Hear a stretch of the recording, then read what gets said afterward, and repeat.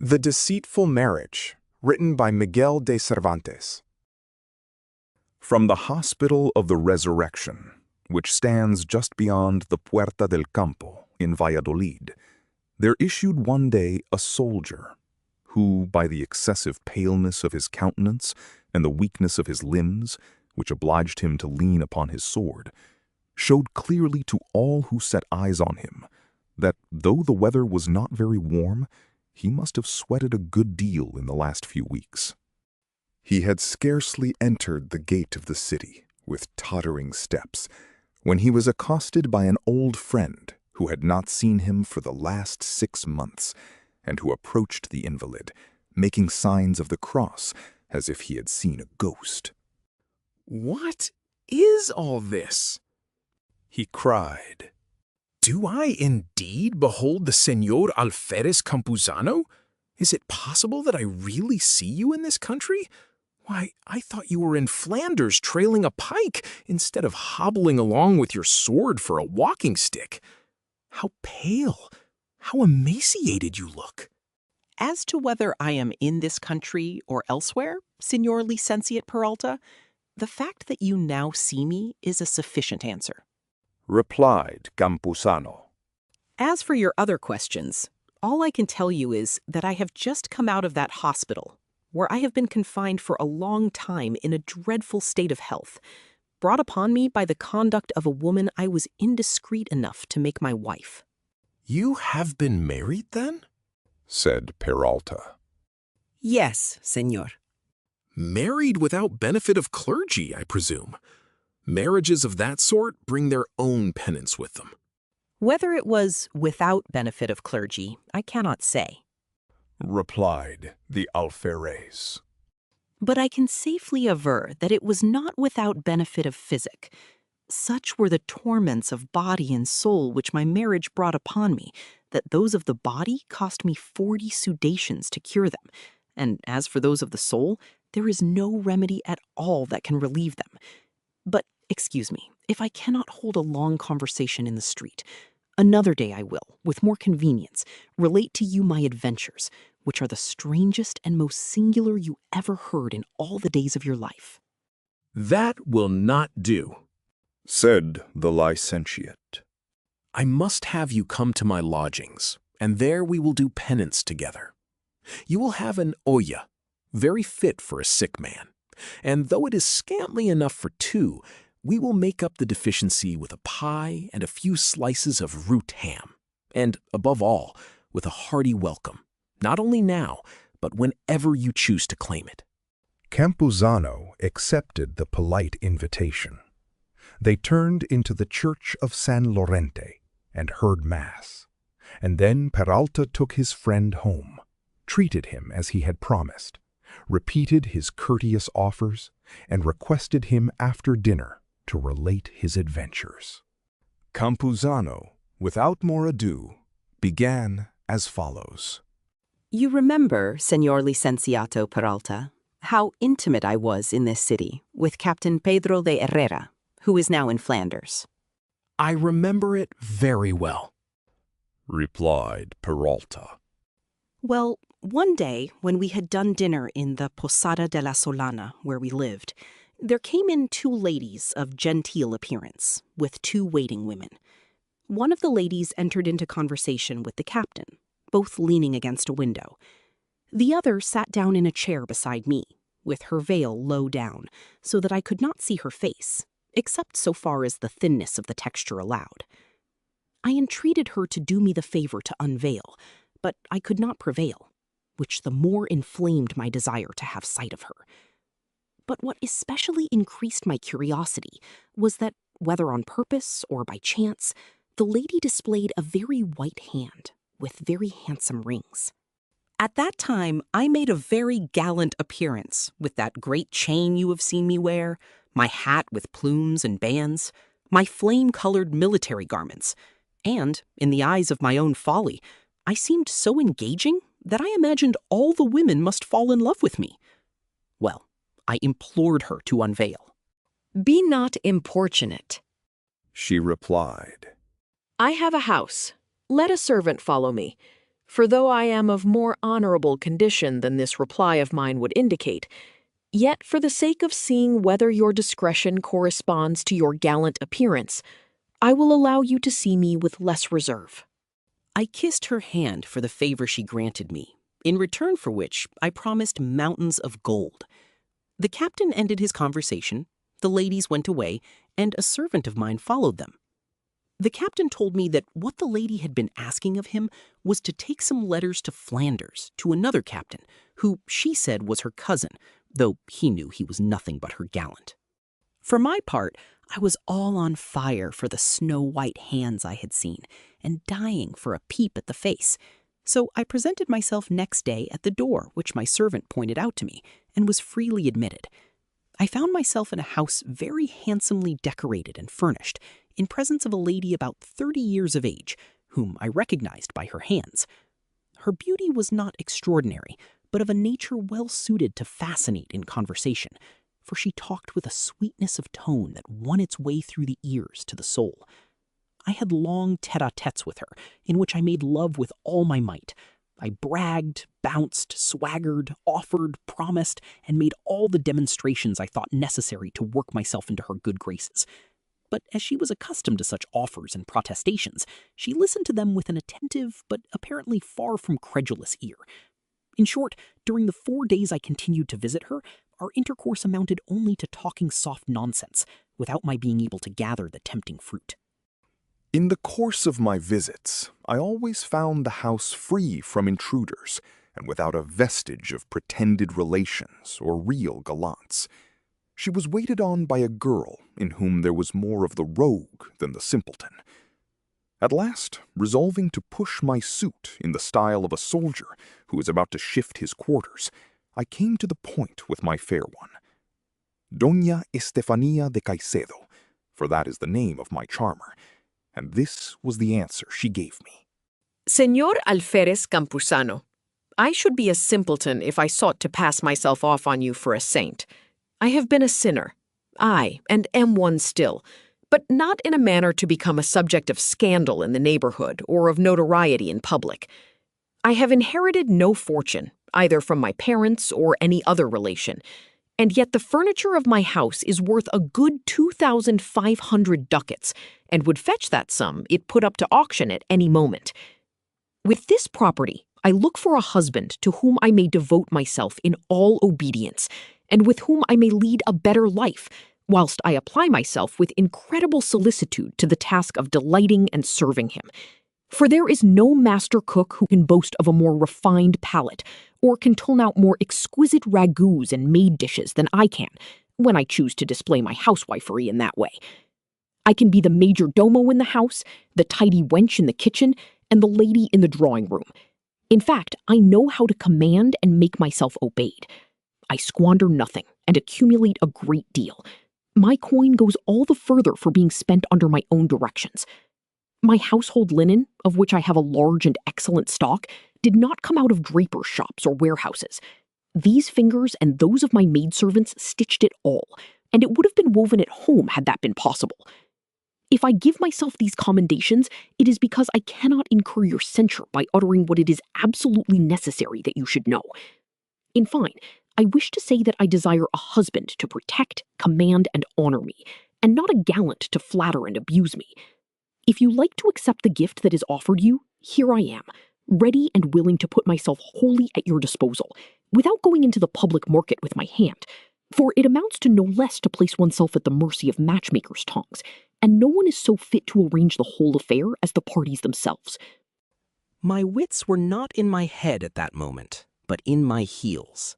Delighted beyond imagination, and seeing before me such a quantity of property, which I already beheld by anticipation converted into ready money, without making any other reflections than those suggested by the longing that fettered my reason, I told her that I was fortunate and blessed above all men, since heaven had given me by a sort of miracle such a companion, that I might make her the lady of my affections and my fortune, a fortune which was not so small, but that with that chain which I wore round my neck, and other jewels which I had at home, and by disposing of some military finery, I could muster more than 2,000 ducats, which with her 2,500 would be enough for us to retire upon to a village of which I was a native, and where I had relations and some patrimony.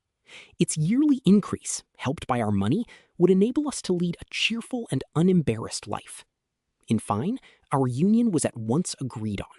The bans were published on 3 successive holidays, which happened to fall together, and on the 4th day, the marriage was celebrated in the presence of 2 friends of mine and a youth who she said was her cousin, and to whom I introduced myself as a relation, with words of great urbanity. Such indeed were all those which hitherto I had bestowed on my bride, with how crooked and treacherous an intention I would rather not say, for though I am telling truths, they are not truths under confession, which must not be kept back.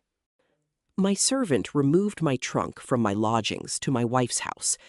I put by my magnificent chain in my wife's presence, showed her 3 or 4 others, not so large, but of better workmanship, with 3 or 4 other trinkets of various kinds, laid before her my best dresses and my plumes, and gave her about 400 reals, which I had, to defray the household expenses. For 6 days I tasted the bread of wedlock, enjoying myself like a beggarly bridegroom in the house of a rich father-in-law.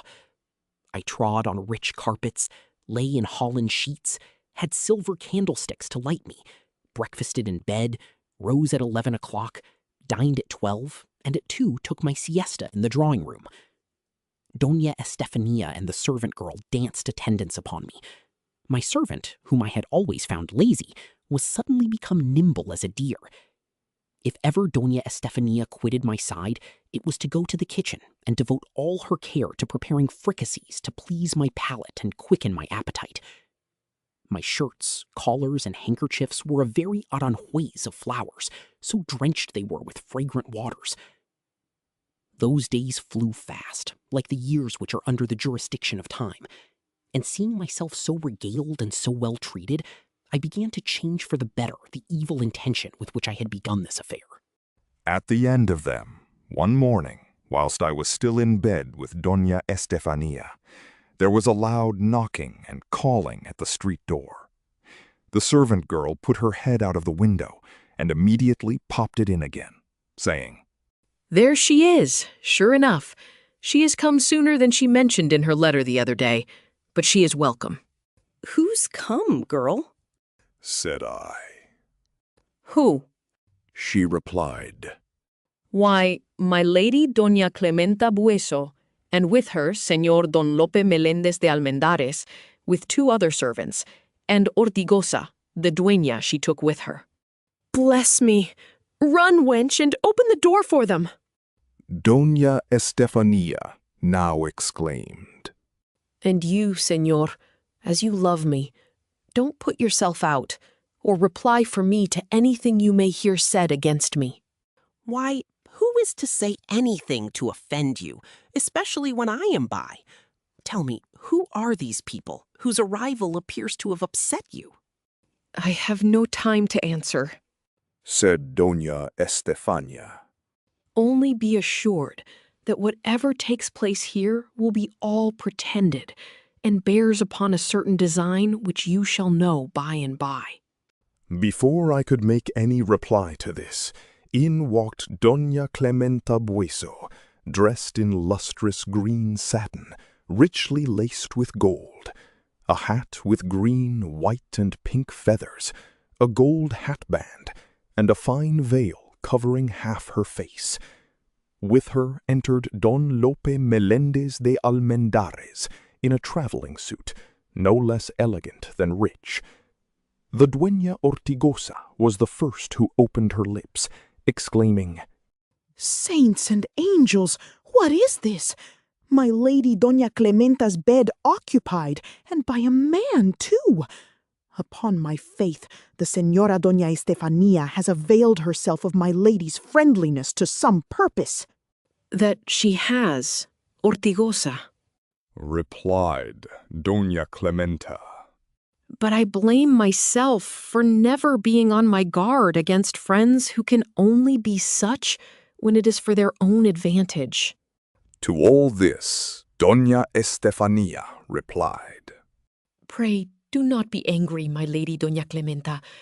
I assure you there is a mystery in what you see, and when you are made acquainted with it, you will acquit me of all blame."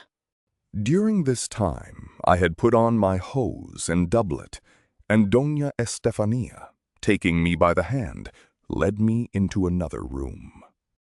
There she told me that this friend of hers wanted to play a trick on that Don Lope who was come with her, and to whom she expected to be married. The trick was to make him believe that the house and everything in it belonged to herself. Once married, it would matter little that the truth was discovered. So confident was the lady in the great love of Don Lope.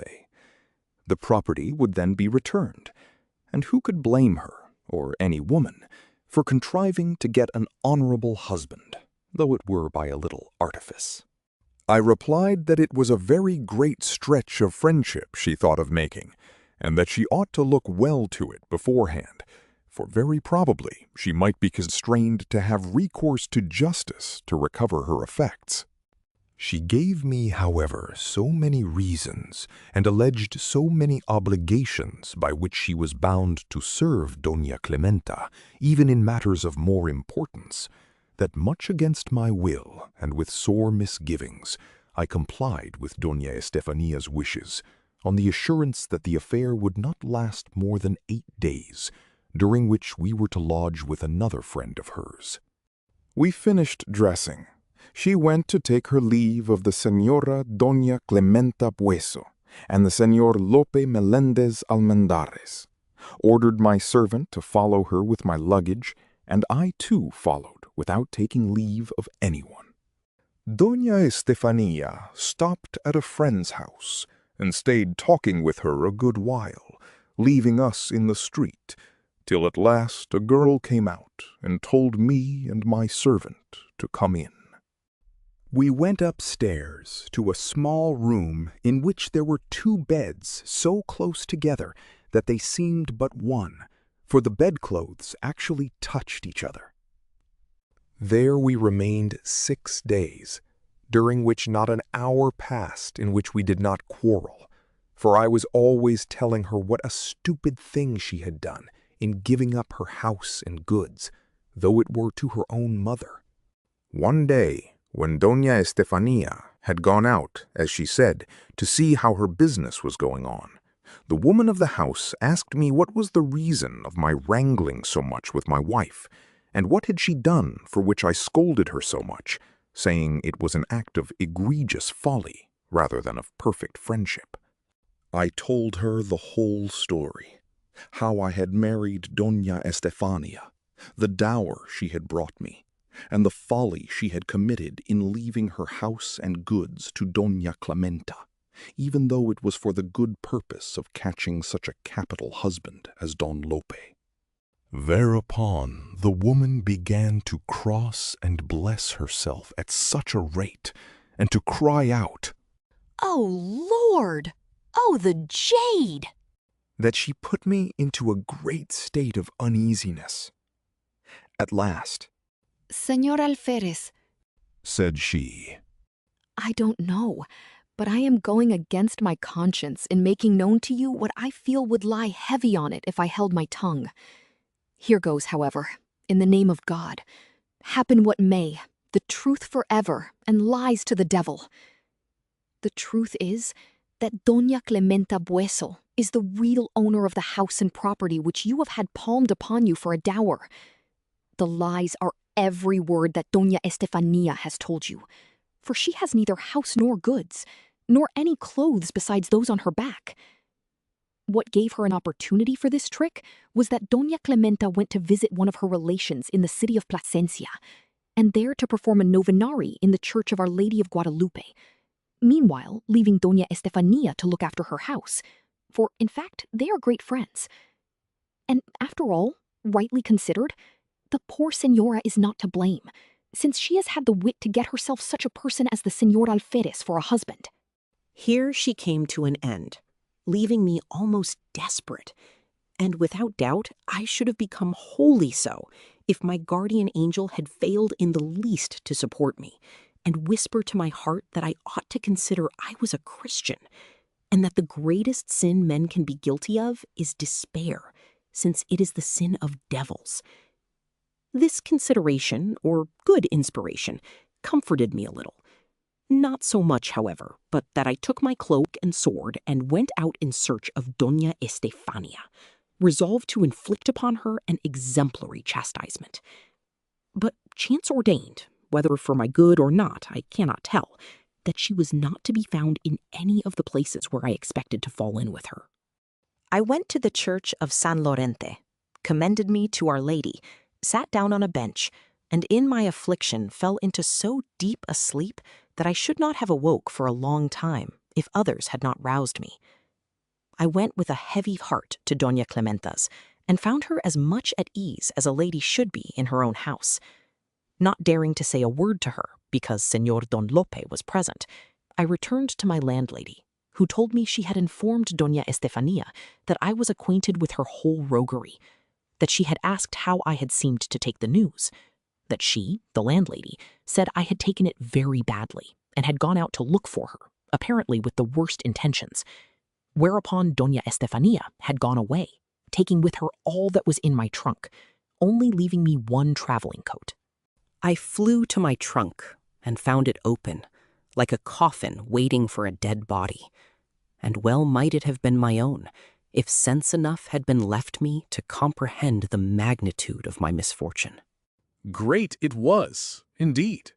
Observed the licentiate Peralta. Only to think that Doña Estefanía carried off your fine chain and hatband?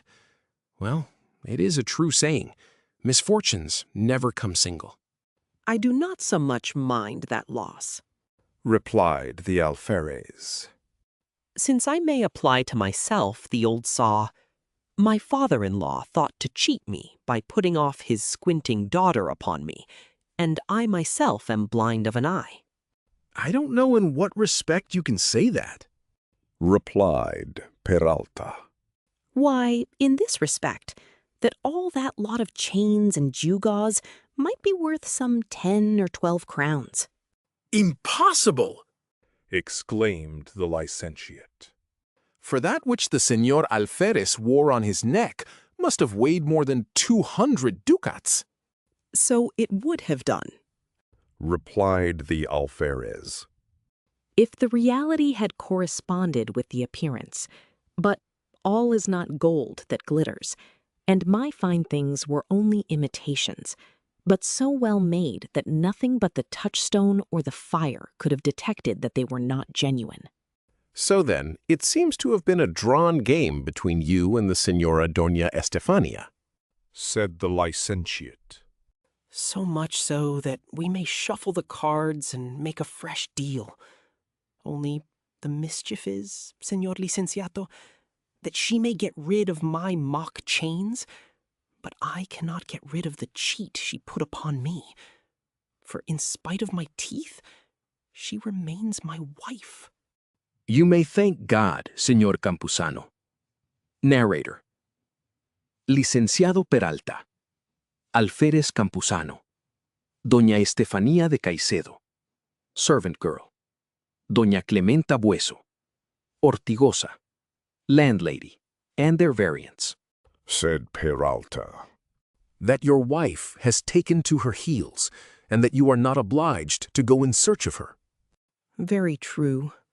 But for all that, even without looking for her, I always find her, in imagination. And wherever I am, my disgrace is always present before me. I know not what answer to make you, except to remind you of these 2 verses of Petrarch. Que qui prende diletto di far frode, non sa di lamentar s'altro l'inganna. That is to say, whoever makes it his practice and his pleasure to deceive others has no right to complain when he is himself deceived. But I don't complain. Replied the alferez. Only I pity myself, for the culprit who knows his fault does not the less feel the pain of his punishment. I am well aware that I sought to deceive, and that I was deceived, and caught in my own snare. but I cannot command my feelings so much as not to lament over myself. To come, however, to what more concerns my history, for I may give that name to the narrative of my adventures, I learned that Doña Estefanía had been taken away by that cousin whom she brought to our wedding, who had been a lover of hers of long standing. I had no mind to go after her and bring back upon myself an evil I was rid of. I changed my lodgings and my skin, too, within a few days. My eyebrows and eyelashes began to drop, my hair left me by degrees, and I was bald before my time, and stripped of everything, for I had neither a beard to comb nor money to spend. My illness kept pace with my want, and as poverty bears down honor, drives some to the gallows, some to the hospital, and makes others enter their enemies' doors with cringing submissiveness, which is one of the greatest miseries that can befall an unlucky man, that I might not expend upon my cure the clothes that should cover me respectably in health, I entered the hospital of the Resurrection, where I took 40 sudations. They say that I shall get well if I take care of myself. I have my sword. For the rest, I trust in God. The licentiate renewed his friendly offers, much wondering at the things he had heard. If you are surprised at the little I have told you, Señor Peralta, said the alferez, what will you say to the other things I have yet to relate, which exceed all imagination, since they pass all natural bounds? I can only tell you that they are such that I think it a full compensation for all my disasters that they were the cause of my entering the hospital, where I saw what I shall now relate to you, and what you can never believe. No, nor anybody else in the world. All these preambles of the alferez so excited Peralta's curiosity that he earnestly desired to hear, in detail, all that remained to be told. You have no doubt seen, said the alferez, 2 dogs going about by night with lanterns, along with the Capuchin brethren, to give them light when they are collecting alms. I have, replied Peralta. You have also seen, or heard tell of them, that if alms are thrown from the windows and happen to fall on the ground, they immediately help with the light and begin to look for what has fallen, that they stop of their own accord before the windows from which they know they are used to receive alms, and that with all their tameness on these occasions, so that they are more like lambs than dogs, they are lions in the hospital, keeping guard with great care and vigilance. I have heard that all this is as you say, said Peralta. but there is nothing in this to move my wonder. But what I shall now tell you of them, returned the alferez, is enough to do so. Yet strange as it is, you must bring yourself to believe it. One night, the last but one of my sudation, I heard, and all but saw with my eyes, those 2 dogs, one of which is called Scipio, the other Berganza, stretched on an old mat outside my room. In the middle of the night, lying awake in the dark, thinking of my past adventures and my present sorrows, I heard talking, and set myself to listen attentively, to see if I could make out who were the speakers and what they said. By degrees, I did both, and ascertained that the speakers were the dogs Scipio and Berganza. The words were hardly out of Campuzano's mouth when the licentiate jumped up and said, Saving your favor, Señor Campuzano, till this moment I was in much doubt whether or not to believe what you have told me about your marriage. But what you now tell me of your having heard dogs talk makes me decide upon not believing you at all. For God's sake, Señor Alferez, do not relate such nonsense to anybody, unless it be to one who is as much your friend as I am. Do not suppose I am so ignorant, replied Campuzano, as not to know that brutes cannot talk unless by a miracle. I well know that if starlings, jays, and parrots talk, it is only such words as they have learned by rote, and because they have tongues adapted to pronounce them. But they cannot, for all that, speak and reply with deliberate discourse as those dogs did. Many times indeed, since I heard them, I have been disposed not to believe myself, but to regard as a dream, that which, being really awake, with all the 5 senses which our Lord was pleased to give me, I heard, marked, and finally wrote down without missing a word, whence you may derive proof enough to move and persuade you to believe this verity which I relate. The matters they talked of were various and weighty, such as might rather have been discussed by learned men than by the mouths of dogs, so that, since I could not have invented them out of my own head, I am come, in spite of myself, to believe that I did not dream, and that the dogs did talk. Body of me! exclaimed the licentiate. Are the times of Aesop come back to us, when the cock conversed with the fox, and one beast with another? I should be one of them, and the greatest. replied the alferez. If I believed that time had returned, and so I should be too, if I did not believe what I have heard and seen, and what I am ready to swear to by any form of oath that can constrain incredulity itself to believe. But supposing that I have deceived myself, and that this reality was a dream, and that to contend for it is an absurdity, will it not amuse you, Señor Peralta, to see, written in the form of a dialogue, the matters talked of by those dogs, or whoever the speakers may have been? Since you no longer insist on having me believe that you heard dogs talk, replied Peralta. with much pleasure I will hear this colloquy, of which I augur well, since it is reported by a gentleman of such talents as the Señor Alferez.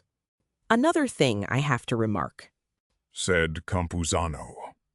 is that as I was very attentive, my apprehension very sensitive, and my memory very retentive, thanks to the many raisins and almonds I had swallowed, I got it all by heart and wrote it down, word for word, the next day, without attempting to color or adorn it, or adding or suppressing anything to make it attractive.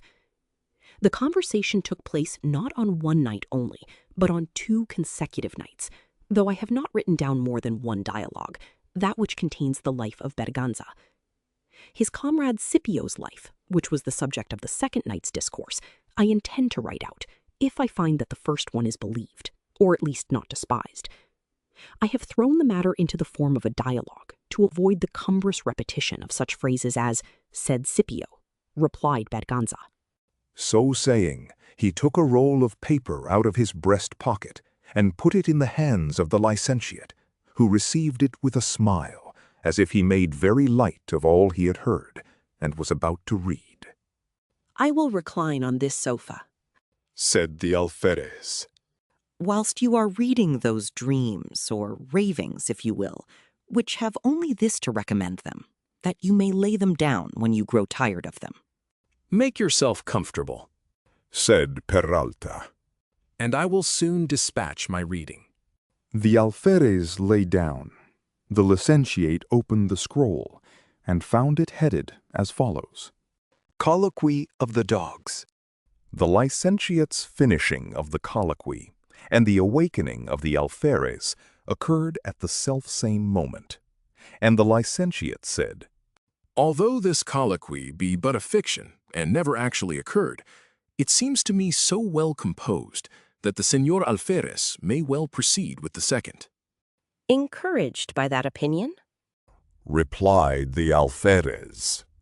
I shall take heart and set myself to write it, without further disputing with your worship whether the dogs did indeed speak or no. to which the licentiate rejoined, Señor Alferez, let us return no more to that dispute.